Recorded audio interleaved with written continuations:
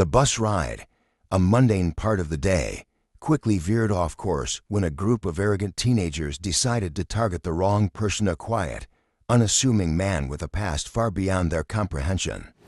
The vehicle jolted to a stop at the familiar intersection of Maple Street and Hillcrest Avenue, the screech of its brakes cutting through the late afternoon air as the doors creaked open. A stream of weary passengers shuffled on, their faces a reflection of the long hours they'd endured, their minds preoccupied with the weight of the day. Among them was an older man, his every movement deliberate, marked by years of careful living. His weathered face spoke of a life well lived, a body bearing the marks of time and experience. He was African American, his hands gripping a well-worn leather satchel that still carried the faint scent of fresh produce. In his other hand, he steadied himself with a cane, its dark wood polished by countless years of use. He made his way to an empty seat near the back, unhurried, untouched by the hustle around him. Settling into the seat with practiced ease, he gently placed the cane by his side and gazed out the window, his face bathed in the soft golden light of the setting sun. His presence was quiet, almost unnoticed by the other passengers. He was the kind of man who didn't need to speak to be seen. Only a few took a moment to offer a polite nod or a sympathetic glance, children looking up curiously or a stranger acknowledging him with a warm smile. For the most part, the bus carried on, unaware of the story that the man held in his heart. The bus hummed back to life, the engine's growl vibrating through the metal frame as it inched forward into the busy city streets. The sounds of shuffling feet, voices blending into the usual morning chatter, and the occasional buzz of a phone notification filled the air. Amidst the noise, the elderly man remained a picture of serenity, his gaze lost in the reflections on the window, his thoughts far beyond the fleeting moments around him. Not everyone appreciated the quiet strength he carried within him. His story, one written in the wrinkles of his face, and the steady grip on his cane, was invisible to most, his life's lessons hidden in the shadows. But that would soon change. As the bus eased toward its next stop, the atmosphere shifted, thick with the unmistakable energy of change. No one on board could have known just how quickly things would escalate. Not even the man, whose presence seemed to carry the weight of decades, could foresee what was about to unfold. With a screech of brakes, the bus jerked to a stop near Grant High School, and the air inside changed instantly. A group of teenagers, four in all, stormed onto the bus, their voices loud and filled with energy, the air around them crackling with mischief. They were dressed in casual clothes, backpacks slung over one shoulder, each one a cacophony of personality, and each carrying the unmistakable swagger of youth. Their conversation cut through the usual noise, their laughs a little too loud, their steps a little too sure. They quickly scanned the seats as if looking for something or someone to amuse them. One of the teens, a lanky boy with a baseball cap pulled low, nudged his friend, pointing toward the man sitting quietly at the back of the bus. "Hey, check this guy out," he muttered, loud enough for everyone nearby to hear. The others chuckled in agreement, their amusement growing as they made their way down the aisle. The bus passengers shifted uncomfortably, some pretending to look out the window, others trying to ignore the situation as it unfolded. The teens stopped just shy of the elderly man, their demeanor shifting as they stood in exaggerated poses, eyes glinting with the thrill of targeting someone who seemed an easy mark. The boy in the baseball cap leaned in toward the man, his voice dripping with mockery. "Hey, old man," he said with a smirk, leaning on the seat in front of him. "Did you miss your stop to the old folks' home or something?" A ripple of tension spread through the bus as the words hung in the air. The man remained still, his gaze still fixed out the window, but the quiet dignity he carried seemed to radiate. Yet, even he couldn't predict how this moment would unfold. The elderly man remained silent, his gaze steady and unwavering, locked on the city outside the window. His hands rested gently on his cane, as if it were the only thing grounding him to this moment. His silence seemed to fuel the teenagers further, their laughter growing louder and more obnoxious with each passing second. One of the boys, a shorter teen, his hoodie pulled tight over his head, leaned forward, his voice dripping with condescension. That cane for walking, or is it just there to hold you up?" He snorted, and the others burst into laughter, their jeering voices echoing through the cramped space. Around them, the other passengers shifted uneasily in their seats, their discomfort palpable. But no one spoke up. A woman near the front tightened her grip on her purse, her eyes glued to the floor. A man in a suit adjusted his tie, pretending to be absorbed in his phone. It was as if the entire bus had collectively decided that ignoring the situation was the safest option. But the teens weren't done. They closed in, their presence more insistent now. Their voices grew louder, their insults sharper, each one trying to outdo the last. "Bet he's got some cash on him," said a boy with a buzzcut. "What's in the bag, Grandpa? Cat food." The words stung, but still, the elderly man didn't respond. He kept his eyes forward, his face an unbroken mask of calm. But just as the mocking reached its peak, something in the man shifted. His body barely moved, but there was a subtle change in his posture, a slight tilt of his head.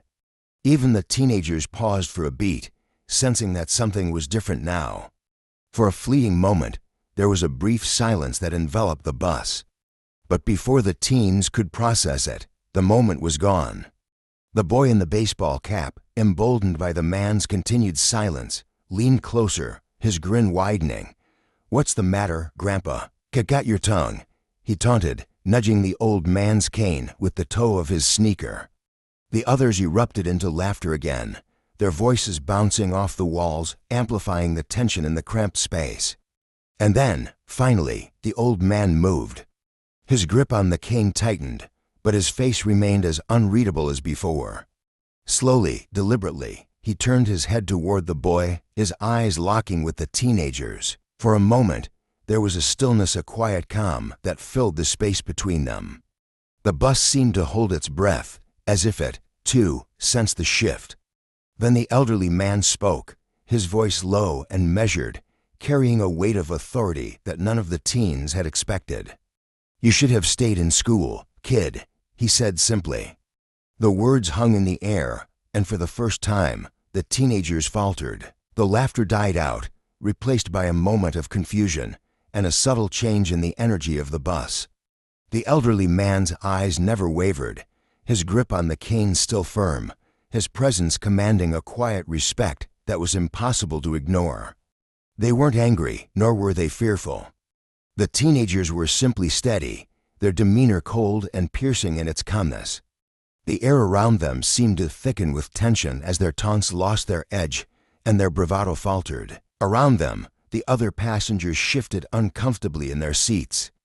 A young woman near the front clutched her purse with white-knuckled hands, her eyes darting nervously between the teens and the elderly man. A middle-aged man sitting in the corner cleared his throat, but offered no words of intervention. Everyone seemed frozen, unwilling or perhaps unsure of what to do. The unspoken rule of the bus was clear: don't get involved. The boy in the hoodie, however, didn't notice the change in atmosphere. His bravado was unshaken as he leaned forward, his voice sharp with mockery. "You deaf or something?" "Maybe he doesn't speak English," he said with a grin, and the others erupted into laughter, their voices cutting through the heavy silence of the bus. But the elderly man remained still, his eyes locked ahead, unmoved by their words. The calmness in his demeanor only deepened the sense of unease. Then the man shifted ever so slightly, straightening his back, his cane settling firmly on the floor with a soft thud. It was a small movement, almost imperceptible, but it carried with it a sense of purpose, an unspoken weight that didn't go unnoticed by the few passengers who had been watching closely. The subtle change in his posture was a quiet warning. One of the teenagers, the smallest of the group, glanced nervously at his friends. "Maybe we should chill," he muttered, his voice tinged with doubt. But his words were ignored. The boys were too deep in their mockery to pay him any mind. "You got a problem, old man?" the boy in the baseball cap pressed, his tone now tinged with mock irritation. "We're just trying to have some fun, lighten up."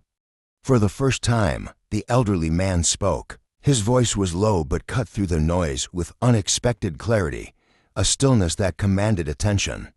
Do you boys always find fun in bothering strangers? The question landed like a punch, the air in the bus suddenly still.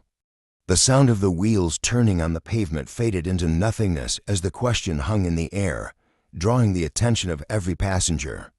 Even the teenagers froze, momentarily caught off guard by the calmness and directness of the words. There was no anger in the man's voice, no sarcasm, just a quiet demand for reflection. The boy in the hoodie, trying to regain control of the situation, scoffed. "What's it to you?" He shot back, attempting to sound casual, but his voice betrayed the tension in his words. The elderly man tilted his head slightly, his eyes still locked on the boy. The room was heavy with silence, now his gaze unwavering, steady, and firm. It was as if the man had waited a lifetime for this very moment. The calmness in his eyes spoke volumes, silent, but resolute, as if he were waiting for the boy to understand that some things weren't just about fun. "Because I've met young men like you before," the elderly man said, his voice calm and even, yet the words carried a weight far beyond their simplicity. Different time, different place. They didn't laugh as much when they found out what real fear feels like. A hush fell over the bus. The tension in the air became palpable, a thick cloud that pressed down on everyone. What had once been the sound of laughter now shifted into a quiet discomfort. The teenagers exchanged uncertain glances, their confident smirks faltering as the quiet, steady force of the old man's words settled in. But the boy in the baseball cap, unwilling to back down, scoffed, desperate to retain his dominance in the situation. "What, you're gonna scare us with your cane?" He sneered, his voice louder now, an edge of aggression creeping in, trying to mask the wavering confidence. The challenge hung in the air, thick and daring. The bus groaned as it made a sharp turn, the jolt causing the boy in the hoodie to grip the nearby rail for stability. The whole atmosphere was shifting, but the elderly man remained as steady as a rock, his cane planted firmly on the floor beside him, unwavering in its support. With slow, deliberate movements, the old man raised his head, his gaze now fully meeting the eyes of the teenagers. He spoke again, his voice soft, but carrying an unmistakable weight. "You think this cane is what I lean on?" he asked, his words slicing through the tension. "No, boys." The boy in the cap snorted derisively, but there was no bite to the sound, now only hollow emptiness. "Yeah, what is it then?" he asked, his tone carrying a hint of uncertainty, trying to sound tough, but the tremor in his voice betrayed him. The elderly man inhaled deeply, his chest rising and falling slowly as his eyes scanned the group of teenagers. For the first time, they felt the full gravity of his presence. "When I was your age," he began, his voice low and firm, the words deliberate, "I carried something much heavier than a cane. I carried a rifle through jungles half a world away. I was 19, barely older than you." The words hung in the air like a shadow, shifting the energy in the bus. The boy in the hoodie swallowed hard, his earlier bravado now flickering like a candle in the wind. The group of teenagers stood frozen, their smug expressions replaced by something far more vulnerable, a flicker of realization that perhaps they were out of their depth. The elderly man didn't rush. He didn't need to. His silence was its own answer. His eyes, once again, met theirs with a gaze that held decades of history, far more than they could possibly comprehend. The word Vietnam hung in the air like a heavy fog, reverberating through the confines of the bus, silencing the faint murmurs and restless movements of the other passengers. It was a word that held weight, one that spoke of experiences beyond the grasp of youth, of wars fought and lives shaped by things that teenagers could never truly understand. The elderly man's voice continued, steady but rich with layers of memories. "Back then, we didn't have time for jokes like yours. We had to grow up fast to fast. Some of us didn't come home at all. And those who did double quotes, his voice trailed off, the weight of his words pressing down on the bus like a 1,000-pound stone. He paused, his fingers tightening on the cane ever so slightly, as if to remind them that the man they mocked had lived a lifetime of challenges, things that could never be erased or forgotten. "We carried more than our gear back with us," he continued, his voice softening just a touch. "We carried scars. Some you can see, most you can't." The smallest of the group, the quietest of the teens, shifted uncomfortably in his place. His gaze dropped to the floor, unable to meet the elderly man's eyes. Even the boy in the hoodie, once filled with bravado, now stood silent, his smirk long gone, replaced by an unfamiliar sense of shame. "Let me tell you about fear," the elderly man went on, his voice dropping lower, almost a whisper, as if sharing something sacred. "It's not being mocked on a bus or standing in front of someone with a cane. It's hearing the snap of a twig behind you and not knowing if it's a soldier or a trap. It's watching your friend fall beside you, knowing you can't stop to help." His voice faltered for the briefest moment, but the pause only added to the gravity of his words. He took a slow breath, steadying himself before continuing, as if the weight of his memories threatened to crush him. "And you know what else I carried?" His eyes, dark and unyielding, locked onto the boy in the baseball cap. "Discipline, respect, and the understanding that real strength isn't about tearing others down. It's about knowing when to stand tall and when to sit quietly." The bus was eerily silent. The usual hum of the engine seemed to fade into the background, replaced by a tension so thick it felt like everyone was holding their breath. Some passengers wiped their eyes discreetly. Others stared resolutely out the window, pretending not to be part of the unfolding scene. But the truth was clear: the atmosphere had shifted. What began as a moment of mockery had transformed into something far deeper, something impossible to ignore. The boy in the hoodie, whose words had once been sharp and dismissive, now mumbled, his voice barely above a whisper, "We didn't mean anything by it, man." The regret was unmistakable, hanging in the air like a cloud of discomfort. The elderly man didn't speak right away. His gaze softened just slightly, but his presence remained unbroken, unwavering. His eyes spoke volumes of loss, of sacrifice, and of strength that came not from arrogance, but from understanding. The bus continued on, the world outside moving forward. But inside, the lives of the teenagers had just shifted forever, changed by the quiet wisdom of a man who had seen and endured more than they could ever imagine. The old man nodded, a subtle motion that softened his stern demeanor, just enough to convey understanding. "I know you didn't, but words have weight, boys. And you never know what someone's carrying." Before the teenagers could respond, the bus slowed to a stop, the sudden shift causing the man to settle back in his seat. His cane once again rested against his knee, the moment of tension dissolving into the quiet hum of the vehicle's engine. The silence that followed wasn't empty, it was thick with the kind of reflection that lingers long after the moment has passed. It was the kind of silence that made you question the assumptions you held and the actions you took. The bus doors opened for the next stop, but no one moved. The teenagers stood awkwardly in the aisle, no longer filled with the swagger they'd entered with. Instead, their earlier bravado had been replaced by an unspoken discomfort, the kind that comes from realizing you've overstepped a line you didn't even know existed. Passengers, who had once averted their eyes, now stole glances at the elderly man, their expressions a mix of admiration, regret, and the guilt of having remained silent during the encounter.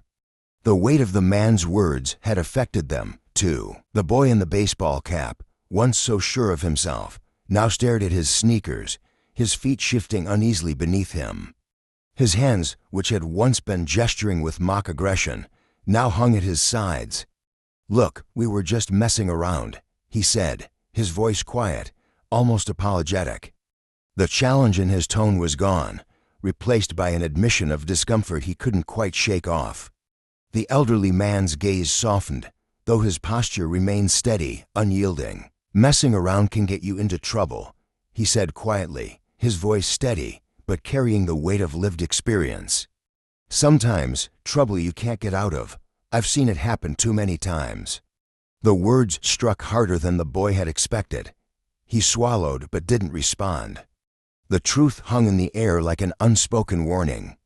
Then the boy in the hoodie spoke, his voice trembling ever so slightly as he looked up from the floor, eyes filled with uncertainty. Did you lose people out there?" The old man's expression softened, though his eyes grew distant, as if reaching back to a place that no one on this bus could truly understand. "More than I care to count," he replied, his voice low and steady.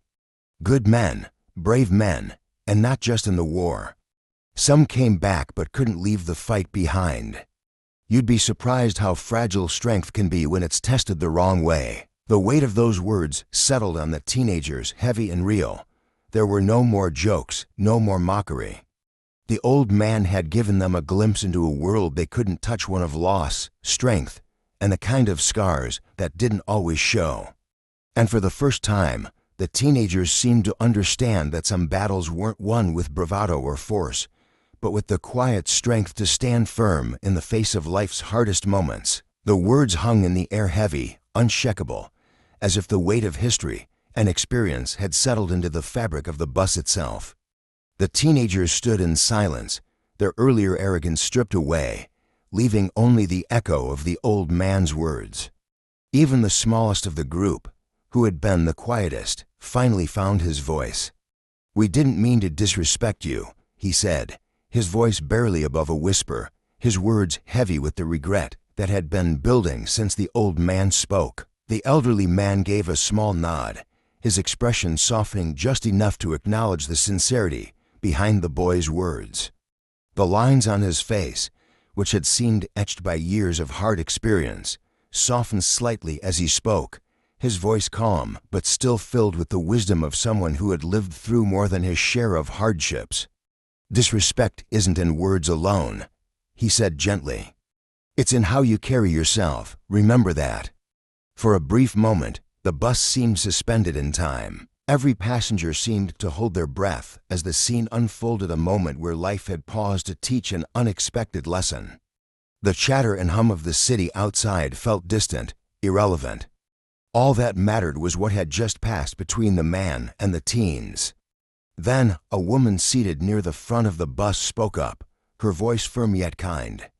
"You boys should be grateful. You just got a lesson that most people never hear." Her words sliced through the quiet, breaking the spell that had wrapped the bus in silence. The teenagers looked around, their eyes wide as they realized that the lesson the elderly man had shared had not been lost on anyone. They saw the subtle nods of agreement from the other passengers, and the weight of those nods seemed to cement the reality that their actions had been seen and judged by more than just the old man. Shuffling uncomfortably, the teens began to move toward the front of the bus, their voices barely audible as they muttered quiet apologies to the elderly man as they passed. For the first time, the once dominant boys were reduced to something smaller, humble, and aware of their own missteps. When the bus reached the next stop, the group exited without their usual cocky laughs or swagger. The doors closed behind them, and with it, their bravado seemed to evaporate into the air, leaving only the faint remnants of their regret. The old man leaned back in his seat, his eyes once again fixed on the world outside the window. He didn't look back. He didn't need to. His battle had been fought with quiet strength, and he had won in a way that words never could. The silence in the bus wasn't uncomfortable anymore. It wasn't filled with tension or awkwardness, but with a reflective, almost reverent air. The passengers who had once been silent observers now began to murmur among themselves, sharing stories of their own family members who had served, offering bits of respect for the man who had stood his ground. Others simply nodded, their eyes filled with admiration for the elderly man who had, without a word of aggression, turned the tables on the teenagers with nothing but quiet dignity. They had witnessed something rare, a strength not defined by force, but by the calm endurance that only time and experience can forge. As the bus neared its final stops, the atmosphere had transformed entirely. Where there had once been tension and avoidance, there was now a shared sense of reflection. The old man's presence, so unassuming and steady, had left an imprint on everyone. Even those who had initially chosen not to get involved now found themselves thinking of the strength that comes from understanding life's harder lessons. The world outside the bus continued to move, but inside, something had shifted. The bus ride that had begun with mockery and misunderstanding had ended in quiet reverence, a lesson, not just for the teenagers, but for everyone on that bus who had witnessed the moment. And though the bus doors would soon open to release them into the world, a part of that journey, that shared reflection, would linger far longer than anyone expected. Passengers looked at the elderly man differently now, not just as someone who had endured hardships, but as a quiet, unspoken force of wisdom and resilience. The subtle shift in their perception was palpable, as if the weight of his experience had woven itself into the fabric of their own thoughts, lingering like the aftertaste of something profound. A young woman, seated across from him, finally broke the silence. She had been quietly observing, perhaps reflecting on her own life or simply gathering the courage to speak. "Thank you for what you did, for what you've been through," she said softly, her words sincere and filled with a gratitude that reached far beyond the confines of the bus. The old man gave a small nod, his expression kind but restrained, as though he was used to being overlooked but was humbled by her recognition. "I did what I had to," he replied, his voice steady but with an undertone of quiet wisdom. "That's all any of us can do. But what matters is what you do now with the life you have, with the chances you're given." His words seemed to settle over the bus like a blanket, drawing everyone into their quiet gravity. It was a lesson not only for the teenagers, but for all those present, a reminder that the value of a life isn't defined by past struggles, but by the choices we make in the present. The people on that bus, for the first time in a long while, were thinking beyond the here and now, each person holding on to the fleeting clarity the old man had brought with him. The young woman smiled faintly, the curve of her lips betraying a silent understanding. She then turned back to look out the window, her thoughts perhaps mingling with the fading sunlight that bathed the streets. As the bus slowed at the corner of Ashland Avenue, the elderly man rose from his seat, the familiar sound of his cane tapping gently against the floor. A few passengers instinctively moved aside, making room for him, as if acknowledging that his presence was something to be respected, something to be made space for. He paused before stepping off the bus, his gaze sweeping over the faces around him, each one caught in the quiet reverence of the moment. His eyes met theirs, as though imparting one final thought before he left. "Be kind to each other," he said simply, his voice carrying a gentle authority, yet full of empathy. "You never know the battle someone's fighting." With that, he stepped off the bus, the sound of his cane tapping against the sidewalk as the bus doors closed behind him, sealing the lesson he had imparted to the passengers. He was just one man, but the impact of his quiet strength was undeniable. The passengers sat in silence for a moment longer, each person lost in their own thoughts, the weight of the old man's words hanging in the air like a calm after a storm. Then the engine hummed back to life, and the bus slowly pulled away, leaving behind the corner of Ashland Avenue and the profound shift that had taken place within the hearts of all who had witnessed the exchange. The journey continued, but for those on that bus, it was more than just a ride. It was a shared moment of reflection, one that would stay with them long after the doors had closed. For the rest of their ride, the people aboard carried more than just their belongings. They carried a story. A story of an ordinary moment that transformed into something extraordinary, woven together by quiet strength and deep wisdom. It was a story that would linger in their minds, reminding them of the power found in humility and the importance of respect, values that often go unnoticed in a world that moves too quickly. And maybe, just maybe, the teenagers walking home from the bus stop would carry that lesson too, letting it shape how they approach the world in the days to come. Perhaps the next time they were tempted to mock or belittle someone, they would pause, remembering the man who had silently shown them the weight of words and the strength of character. The story is a testament to the power of quiet dignity and the importance of respect in a world that often forgets its value. In a time when so much is louder and faster, the true power lies in the calm voices that speak truth without force, in the actions that demand respect without needing to prove it. If this message resonates with you, share it with others. Let it spark conversations about kindness, understanding, and the strength that lies in our shared humanity. Let's work toward building a world where these qualities are the norms, not the exceptions. And don't forget to subscribe for more stories that inspire, challenge, and remind us of what truly matters, the kind of stories that have the power to change how we see the world, one small lesson at a time.